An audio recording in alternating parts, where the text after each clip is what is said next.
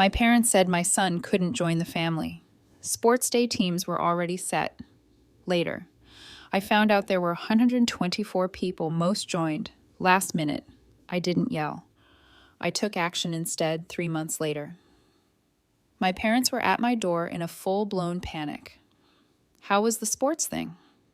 I asked casually, blissfully unaware that 5 minutes later, my stomach would drop through the pavement, that a cheerful recap of tug-of-war and water balloons would rewrite the last week of my life, that I was about to realize something I couldn't unrealize, and that it would change everything.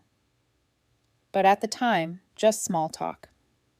It was after school pickup. I was leaning against the school gate, counting down the minutes, until my son's classroom spat him back out into the world. My cousin Kayla was next to me, sipping something with oat milk and doing that thing she does where she talks like the event is still happening. Oh my God, it was amazing. She said they had obstacle courses, a mini soccer thing, spoon and water balloon races, face painting. Total chaos. Jonah was covered in dirt and ketchup and joy. I think someone counted. There were like 124 people there. Kids, parents even, some neighbors. We ran out of juice boxes by 10. I smiled politely. It was the kind of smile I've perfected over the years. Warm, non-committal, good for weddings and PTA fundraisers didn't. Alex want to come? She asked, frowning a little. He would have loved it. Oh, he did really wanted to, actually, but it was my fault, I said. I missed the sign-up email. My mom said we could go on the waiting list, but no one dropped out. I said it like it was no big deal, like it hadn't broken my kid's heart, like he hadn't asked me 5 times a day. Did Grandma say anyone canceled yet? Kayla blinked. Then she laughed. Wait, you're joking, right? I blinked back. What? There wasn't a list. We didn't sign up. Jonah decided the morning of, we just showed up and they tossed him on a team. It was totally casual. I'm pretty sure half the kids were added. Last minute, I didn't say anything. I didn't have to. My face went flat, the kind of still. I save for traffic stops where everyone suddenly forgets their own name. Occupational hazard. I work in law enforcement. Kayla's expression shifted. You didn't know that. Still nothing from me. She looked rattled. I thought you weren't coming. I figured you were working or something. I didn't realize they told you. I cut her off with a smile. It's fine. We're fine. You sure? You look a little just tired. That's when the bell rang, like a fire alarm for awkward conversations.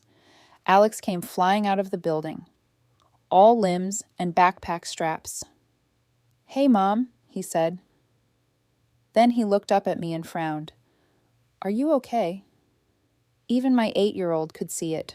My parents told me my son couldn't participate in the family sports day. Teams had already been finalized later on. I discovered there were 124 attendees. Most of them signed up at the last moment. I didn't raise my voice. Instead, I chose to act. 3 months later, my parents appeared at my doorstep, completely frazzled and in a frenzy. How was the sports day? I asked casually, not realizing that 5 minutes later I'd feel like the ground had opened beneath me, that a cheerful summary involving water balloons and tug-of-war would flip my entire last week on its head, and that I was about to uncover something I couldn't unknow, something that would change everything. But back then, it was just idle chat after school pickup. I was leaning against the school gate, watching the minutes tick by, until my son's classroom released him back into the world. My cousin Kayla stood beside me, sipping something oat-based, and narrating like the event was still unfolding. Oh my God. It was incredible, she gushed. They had obstacle runs, mini soccer, spoon races, water balloon madness, face painting, total mayhem. Jonah was filthy, sticky with ketchup, and absolutely glowing. Someone said there were about 124 people, kids, parents, even a few neighbors joined. We ran out of juice boxes before 10 a.m. I gave her a polite smile, the kind I've mastered for weddings and PTA meetings. Warm, vague, perfectly diplomatic. Didn't Alex want to go? She asked, brows furrowing. He would have had the best time. Oh, he definitely wanted to, I replied really badly, actually. But I missed the sign-up email my mom mentioned we could be on the waiting list, but nobody ended up canceling. I said it like it didn't matter, like it hadn't crushed my son, like he hadn't asked me 5 times a day if Grandma had said anyone dropped out yet. Kayla blinked, then laughed. Wait, you're kidding, right? I blinked too. What? There was no list. We never signed up. Jonah just woke up that morning and decided to go. We showed up, and they tossed him on a team. Super casual.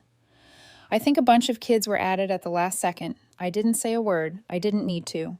My expression went blank, the kind of flat calm I save for traffic stops when everyone forgets what their own name is, hazard of the job. I work in law enforcement. Kayla's face changed. You seriously didn't know?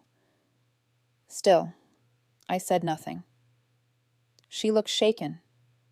I assumed you weren't coming. Thought maybe you were working or something. I didn't realize they told you. I stopped her with a smile. It's okay. We're okay. Are you sure? You seem a bit just exhausted. That's when the bell rang, a perfect escape hatch from an uncomfortable moment. Alex came bursting out of the school, all flailing limbs and swinging backpack. Hey, Mom, he called, then paused, studying me. You all right? Even my 8-year-old could tell I bent down, kissed the top of his head. Yes, sweetheart. Just a little tired. We headed to the car. He talked nonstop about a mix-up with his lunch, a new class pet, and a kid who can burp his own last name. I nodded. I laughed. I was still standing at that school gate hearing Kayla say there wasn't a list. We just showed up. They threw Jonah on a team, and just like that, the whole story snapped into place. Not the one I was told. The one I wasn't supposed to see. A lie that clean doesn't come out of nowhere. You have to practice for that kind of cruelty. And in that moment, I realized something chilling. This wasn't new. It was just the first time it had happened to my son. Growing up, I always had this vague feeling that I'd shown up after the credits had rolled. My sister and brother were planned space, 2 years apart.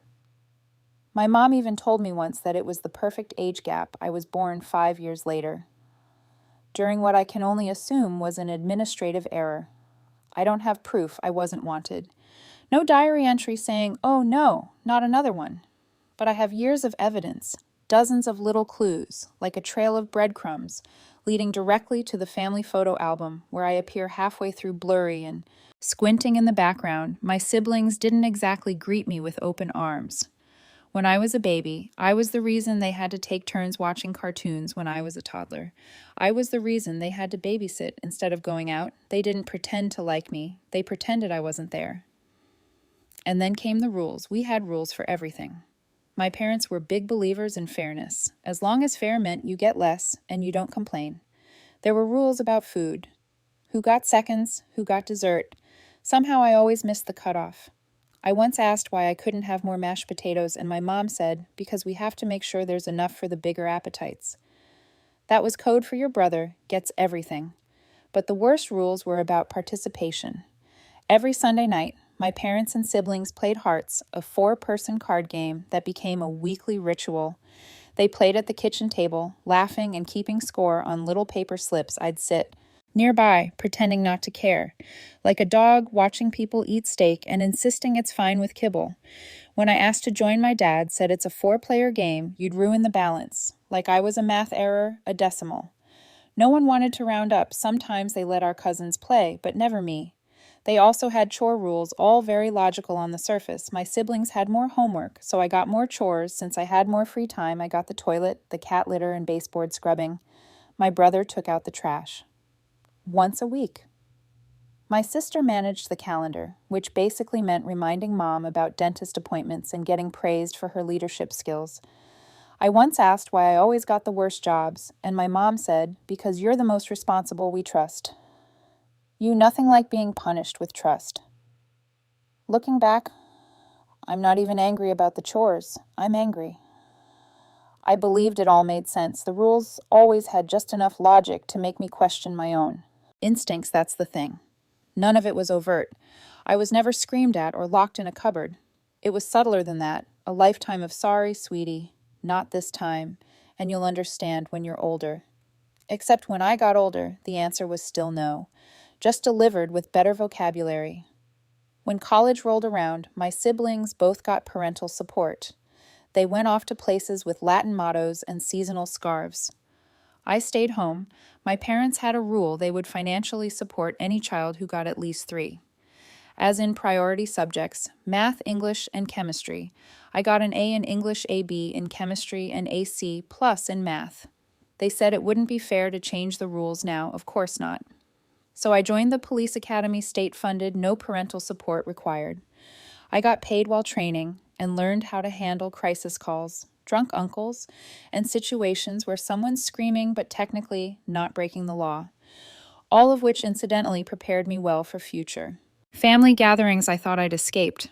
I'd built a life where the rules were consistent, predictable, and most importantly, not designed to make me feel small. And then last week, I found myself repeating the pattern. I'd spent my whole life trying to outgrow it, started when Alex, my 8-year-old, came home from school nearly vibrating with excitement. Lucas said, "There's going to be a family sports day. Can we go?" I blinked. "What's sports day?" Lucas said. "They're making teams, and there'll be races and soccer and obstacle courses and everything." He said, "It's this Saturday." I texted my mom. She wrote back, there was an email. "Invite you didn't RSVP, so I assumed you weren't interested. Teams are already full." I checked my inbox. Nothing, not even spam. I told her that she said, "Maybe it bounced. Maybe I deleted it, happens all the time." Then she added, "But I can put Alex on the waiting list. If anyone drops out, I'll let you know."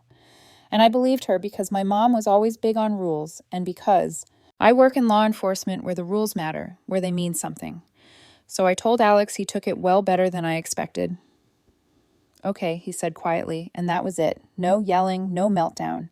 Just a soft little nod, and an okay that made my throat feel tight. But then he started asking gently, hopefully, like he didn't want to push, but he really needed to know. "Did Grandma say anyone canceled yet? Can we still go if someone drops out? Did you check your phone? Maybe they'll make a new team. If I'm really good, it wasn't once a day. It was 5, maybe 10. He asked with that careful kind of hope only kids have, the kind that tries not to be annoying, because deep down they're scared the answer might really be no. Every time I texted my mom, and every time she replied with the same careful clipped messages, "No change yet, still full.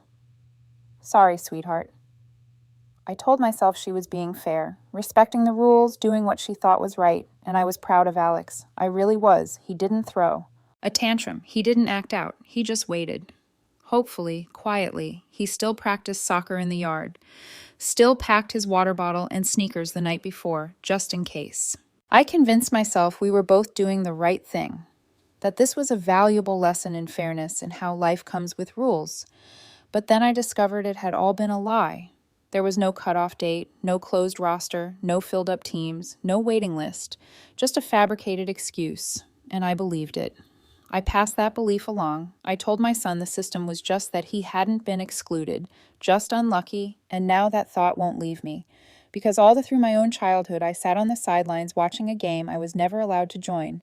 And when it finally counted, when I had a chance to change the pattern, I placed my own child on the bench right next to me.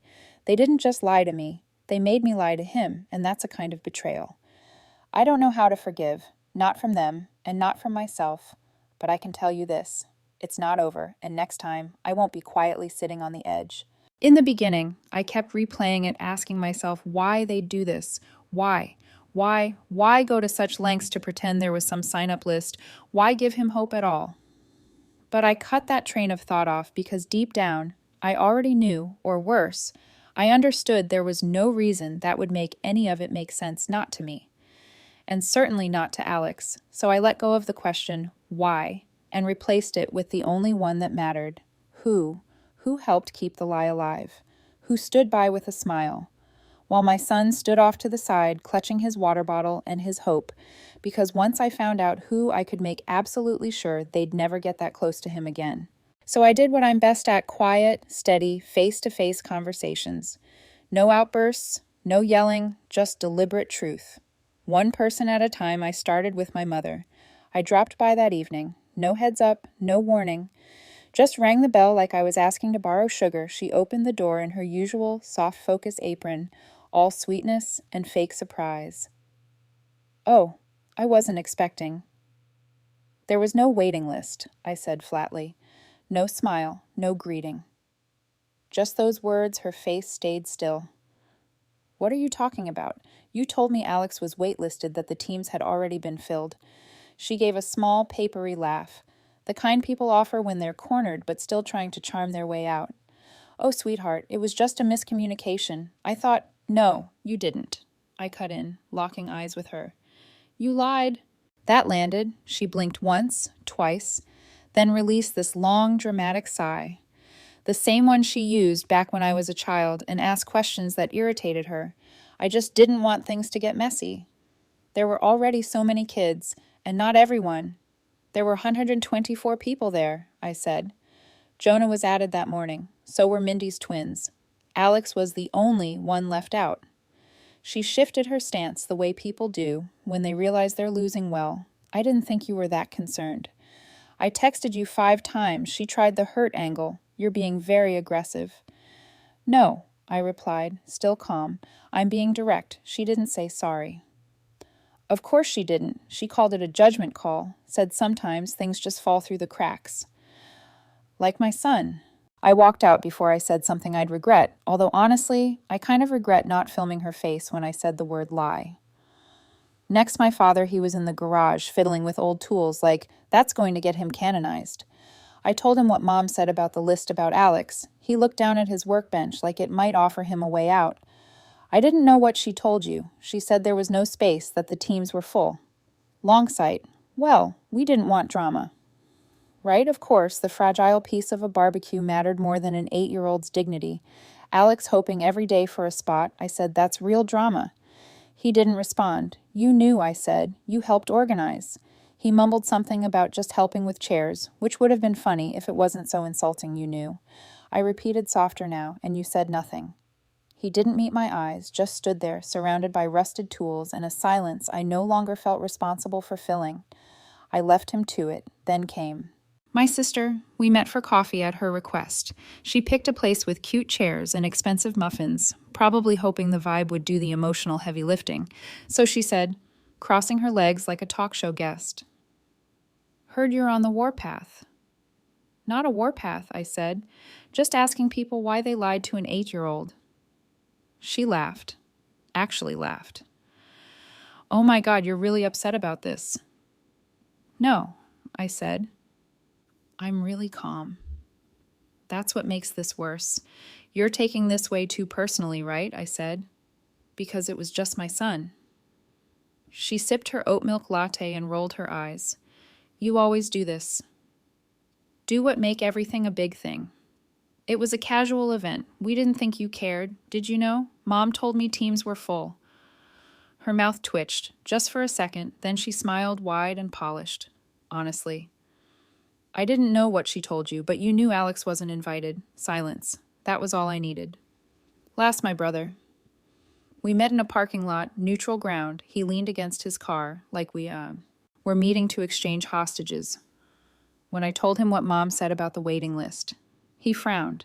That's not what she told me, he said. What did she tell you, that you were busy, that you said no? I stared at him. You believe that, he shrugged.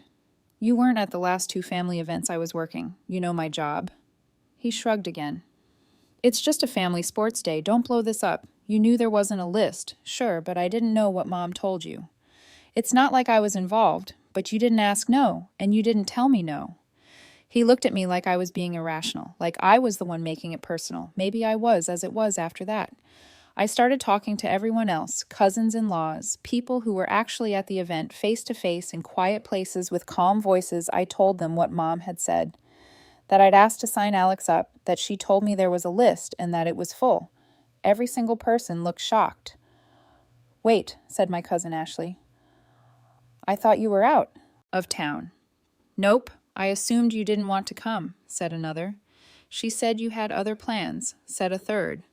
Some of them looked genuinely shaken. One aunt even teared up and said, if I'd known, I would have called you myself. One thing became very clear. None of them were in on it. The lie was tightly held, just my parents and siblings. Everyone else had been fed stories, subtle, little edits, to make sure no one asked too many questions. They didn't just keep him out. They made sure no one would question it. I didn't post anything. I didn't call people out publicly. I didn't write some long Facebook takedown. I didn't need to. The truth was doing just fine on its own. But then, of course, my mother tried to reclaim the narrative she posted in the extended family group chat. It's very hurtful to hear certain things being said that aren't true. We've always tried our best. Family should forgive, not spread rumors. Some people are choosing to rewrite events in a very unfair light. No names, no details, but everyone knew who she meant. So I responded, no rant, no yelling. Just a screenshot of my messages with her, asking about the event, asking to sign Alex up, asking if anyone dropped out. And beneath it, I wrote, I'm not spreading rumors. I'm showing receipts. The chat went silent. 4 hours. Then someone liked my message, then another.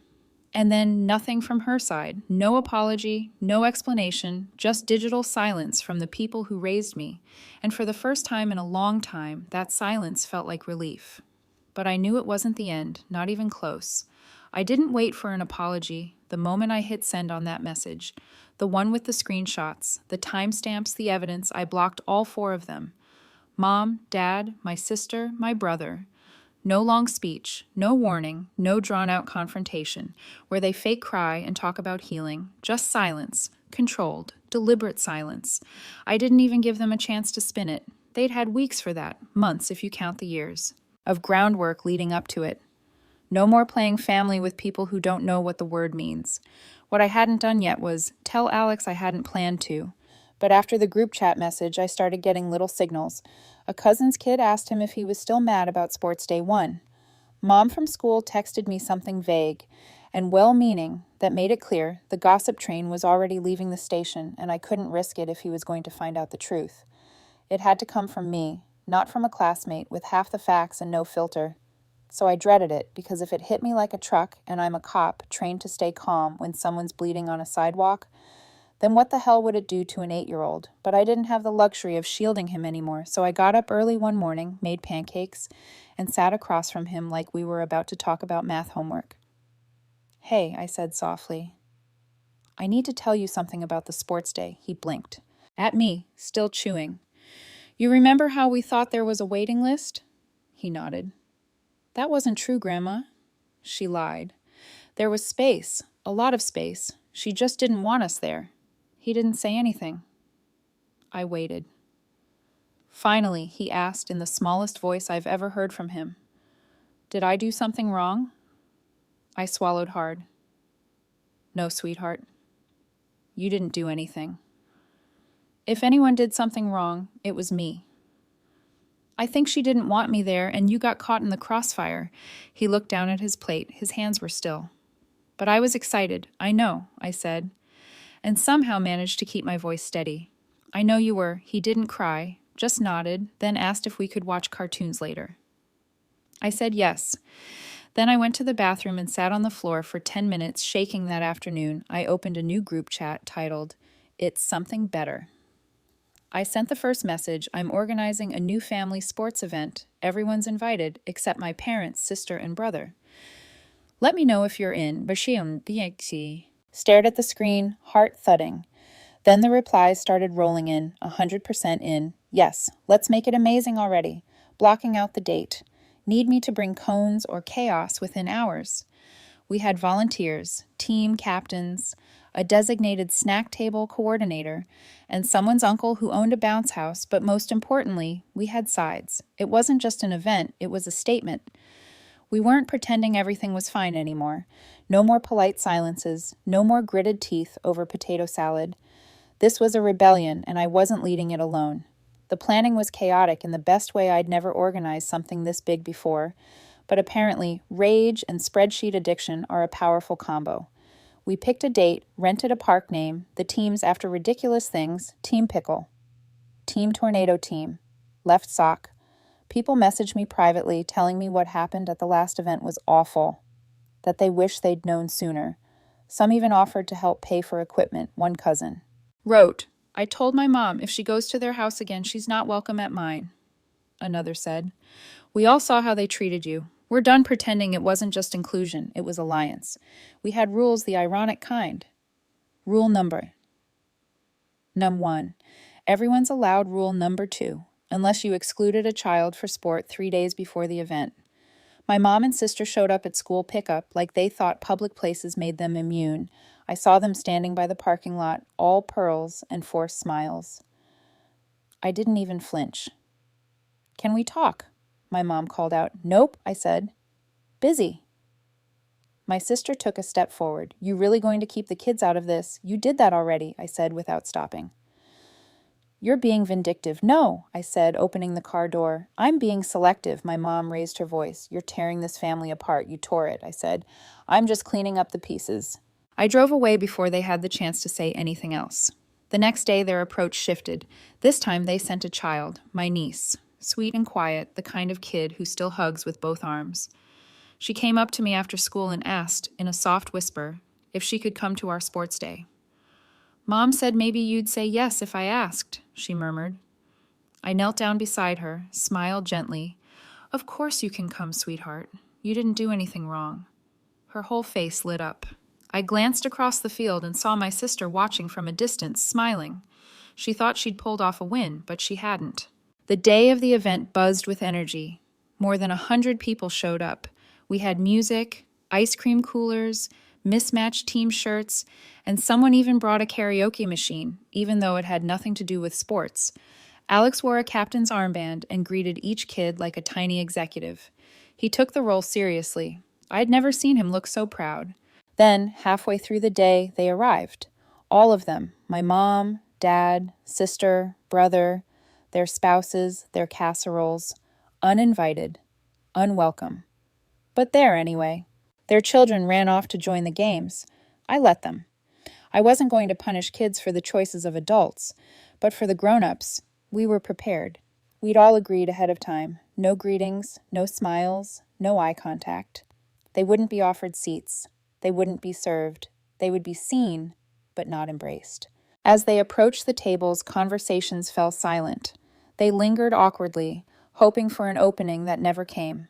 My mom tried speaking to someone, got a tight-lipped nod and a turn back. They became invisible, and yet in that invisibility, painfully noticeable.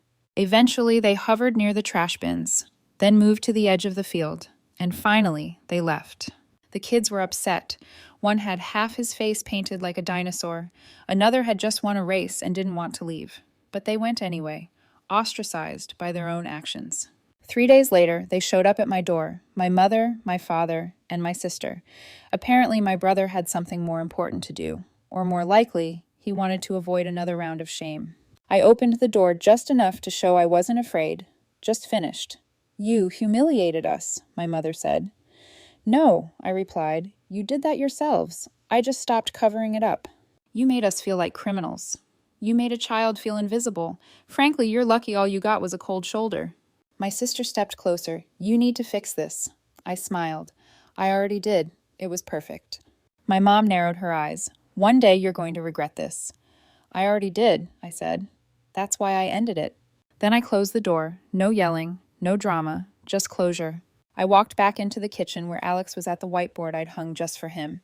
He turned to me. Mom, next year our team should be called the Comeback Kids. I grinned.